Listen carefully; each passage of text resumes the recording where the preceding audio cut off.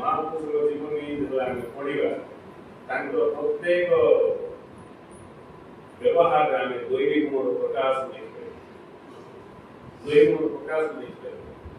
ତେଣୁ ମହାପୁରୁଷଙ୍କ ଜୀବନୀ ଏମିତି ଆମେ ପଢିବା, ଗୁରୁ ଏମିତି ଥିଲେ ସେମିତି ଥିଲେ ଗାଁ ବୋଲି ଖାଉଥିଲେ କଣ ଗୁରୁ ବହୁତ କିଛି କରୁଥିଲେ ଯଦି ଆମେ ସେଟା ଜାଣିକି କିଛି ମିଳିବ।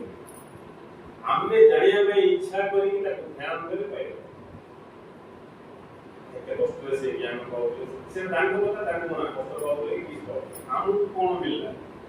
ଯଦି ଗୁରୁଙ୍କ ଜୀବନୀ ପଢିକି ଆମକୁ ଯଦି କିଛି ମିଳିଲାନି ବୋଲେ ଆମେ ସେ ଜୀବନୀ ପଢିବା ନାହିଁ। ତେଣୁ ଇଏ ସ୍କେଲରେ ସମସ୍ତେ ବୁଝିବା ଉଚିତ। ମହାପୁରୁଷଙ୍କ ଜୀବନୀ ପଢିକି ଯଦି ଆମେ ମହାପୁରୁଷ ହେଇପାରିଲେନି ବୋଲେ ଆମେ ମହାପୁରୁଷଙ୍କ ଜୀବନୀ ପଢିବା ନାହିଁ। ଏମିତି କେତେ ଲୋକ ଅଛନ୍ତି ତାଙ୍କେ ସବୁ କେତେ ମହାପୁରୁଷ ହେଲେ ନିଜ ଗୁରୁଙ୍କର ଜୀବନୀ ପୁରା ମୁଖସ୍ଥ ବି କରିଦିଅନ୍ତି। ଗୁରୁ କେତେ ଜଣ ହେଲେ କଣ କରେ ସବୁ ମୁଖସ୍ଥ ହେଇଯାଇଥିବ। ମୁଖସ୍ଥ ହେଲେ ବି କିଛି ହବ ଜୀବନରେ ତାର ପ୍ରଭାବ ପଡିବ। ଆଉ ତାର ପ୍ରଭାବ ସେତେବେଳେ ପଡିବ ଯେତେବେଳେ ଆମେ ଜାଣିବାକୁ ଇଚ୍ଛା କରିକି ମହାପୁରୁଷଙ୍କ ଜୀବନ ପଢିବା। ଜାଣିବାକୁ ଇଚ୍ଛା କରିକି ମହାପୁରୁଷଙ୍କ ଜୀବନ ପଢିବା। ବୁଦ୍ଧଙ୍କର ଫଟୋ କାହା ଘରେ ନାହିଁ, ସମସ୍ତଙ୍କ ଘରେ ଥିବ। କଣ ପାଇଁ ଗୋଟେ ଷ୍ଟାଇଲ ପାଇଁ, ଗୋଟେ ସୁନ୍ଦର ପାଇଁ। ସାଇବାବାଙ୍କ ଫଟୋ, ଶିରିଡି ସାଇବାବାଙ୍କ ଫଟୋ ସମସ୍ତଙ୍କ ଘରେ ଥିବ। କଣ ପାଇଁ? ଚମତ୍କାରୀ ବାବା। ଆଉ କିଛି ନାହିଁ, ଚମତ୍କାରୀ ବାବା।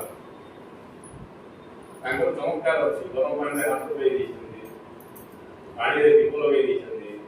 ଏମିତି ଯୋଉ ଚମତ୍କାର କଥା ଆମେ ଶୁଣିଥିବା, ହଁ ଏଇଟା ବୋଲି କାମକୁ ଆସିବ ପୁରା ବୋଲି ତାଙ୍କର ଫଟୋ ଲଗେଇ ଦେଇଥିବା। ବୁଦ୍ଧଙ୍କର ଯୋଉ ସୌମ୍ୟ ରୂପ ଯୋଉ ଚିତ୍ର ଆମେ ଦେଖୁଛୁ, ଘରେ ଲଗେଇଲେ ଘରର ସୌନ୍ଦର୍ଯ୍ୟ ବଢେଇବା ପାଇଁ ବୁଦ୍ଧଙ୍କର ଫଟୋ। ବୁଦ୍ଧଙ୍କର ଫଟୋ ଲାଗିଥିବ ତାଙ୍କ ଘର ଭିତରେ ଗଛ ଜାଗା ବଞ୍ଚେଇଥିବ। ତେଣୁ ବୁଦ୍ଧଙ୍କର ଫଟୋ କି ପାଇଁ ଲଗେଇଛି? ସୁନ୍ଦର ପାଇଁ। ନାଇଁ ଯଦି ବୁଦ୍ଧଙ୍କର ଫଟୋ ସେ ପ୍ରେମରେ ଲଗେଇଛି, ଜାଣିବା ପାଇଁ ବୁଦ୍ଧଙ୍କୁ ଲଗେଇଛି ବୋଲେ ତା ଭିତରେ ବି ବୁଦ୍ଧ ପ୍ରକଟ ହବାର ଆରମ୍ଭ ହେଇଯିବା କଥା। କିନ୍ତୁ ବୁଦ୍ଧ ତ ବି ପ୍ରକଟ ହବ ନମ୍ବର ଲୋକ ଅବସ୍ଥାରେ କହିଲେ ସେ ବୁଦ୍ଧ ଫଟୋକୁ ଛାଡ଼ି ଲଗେଇଛି। ସେମିତି ମହାପୁରୁଷଙ୍କ ଜୀବନ ଯଦି ଆମେ ପଢିକି ମହାପୁରୁଷ ହେଇପାରିଲେନି ବୋଲେ ଆମେ ମହାପୁରୁଷ ଜୀବନ ପଢିବୁ କାହିଁକି? ଯେତେବେଳେ ଆମେ ମହାପୁରୁଷଙ୍କ ଜୀବନ ପଢିବା, ଜାଣିବାକୁ ଇଚ୍ଛା କରି ତାଙ୍କ ଜୀବନର ଯେତେ ସବୁ କଥା